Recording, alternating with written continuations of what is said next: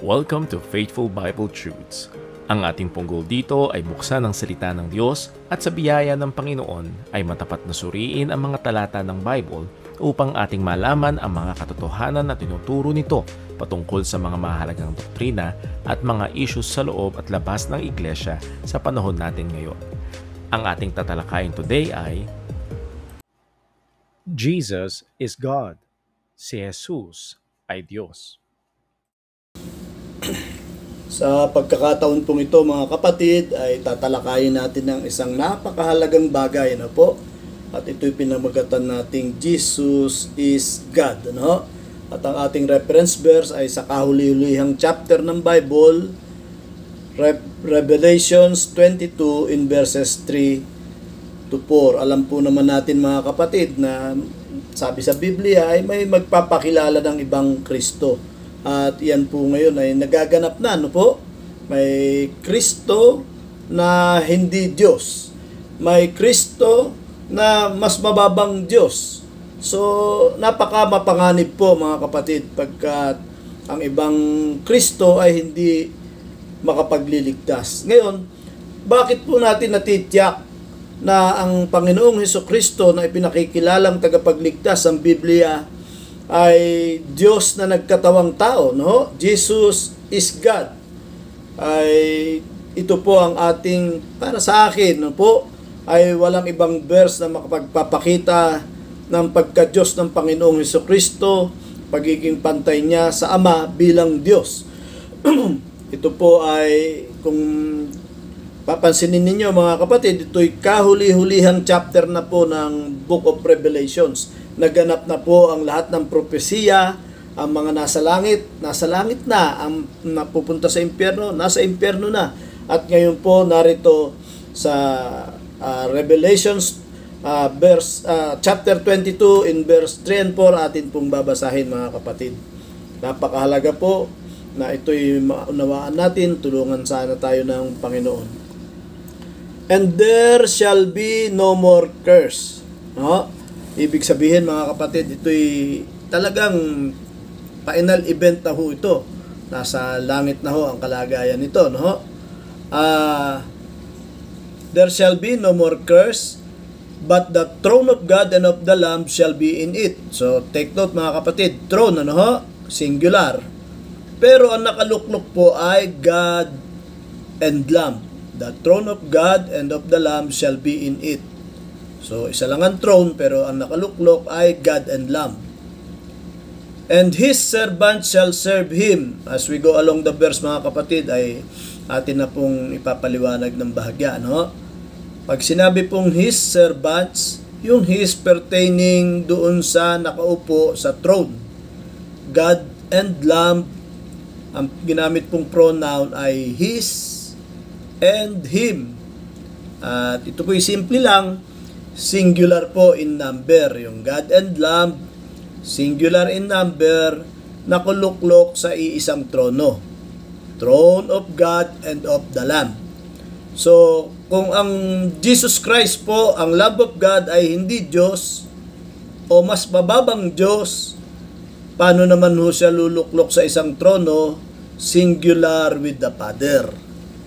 So mga kapatid, napakasimple po, Ang ibang Jesus Christ na hindi Diyos, ang ibang Jesus Christ na mas mababang Diyos, ay hindi ang Jesus Christ na ipinakikilala sa Biblia.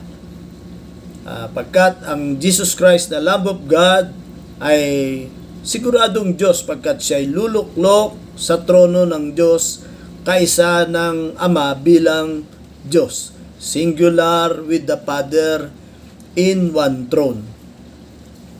Mas pinatibay pa po yan ng verse 4. Ganito po ang sinasabi ng verse 4. And they shall see His face. Ilan po ang muka? Ang anyo? Isa lang po mga kapatid. They. Aware naman po sa plural at singular, sa number. Aware po naman ng author, Pag sinabing they, pertaining to the servants. The servants, they shall see His, singular in number, face. Isa lang po ang face. God and Lamb, singular ang pronoun, isa lang po ang face. And His name shall be on their foreheads. Wow, mga kapatid. His name. Singular na naman, ano? God and Lamb, singular, at ito po ang napakahalaga. Alam naman po natin ang name. His name, isa lang po ang name ng God and Lamb. His name shall be on their foreheads. So, aware na naman, no? Ang writer sa plural, ang their foreheads ay pertaining to the servants. Kaya po plural. So, hindi po pwedeng nagkamali lang sa numbers. Ano ho? Ang ginagamit na pronoun ay singular, pero God and Lamb, singular in one throne. So, mga kapatid, simple, pero sa iba po hindi basta matanggap ang bagay na ito.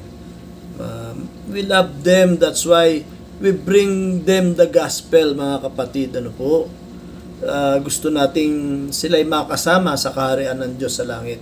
So ngayon po, mga kapatid, ay pinakikilala ko po sa inyo at sa ating mga mahal sa buhay na ang Panginoong Hesukristo, Diyos na nagkatawang tao, babalik po siya sa kanyang original na kalagayan, kaisa ng Ama, nakaluklok sa kanan. Hindi na po, wala na po siya sa kanan, iisang trono na po ito.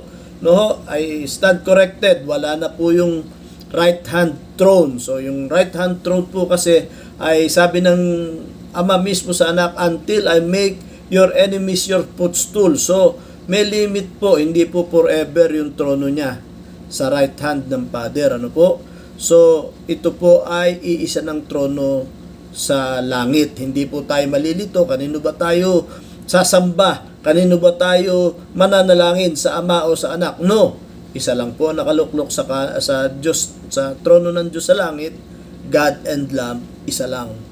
His servants shall serve Him, they shall see His face, and His name shall be on their foreheads. One throne, one face, one name, one God, God and Lamb. God bless po, mga kapatid. Magandang araw po. Kung kayo po ay may comments or questions regarding sa video na ito, we encourage you to leave it in the comment section. At kung sakali po na naging pagpapala ito sa inyo o aliman sa mga videos sa aming channel, please subscribe and share it to others. Nais po namin kayong encourage na magpatuloy sa pag-aaral ng salita ng Diyos, kaya't inaanyayahan po namin kayo sa mga live stream ng aming mga gawain dito sa Jesus Christ Baptist Church, Santa Maria, Bulacan. At nandito po ang mga schedules ng aming mga gawain. God bless po.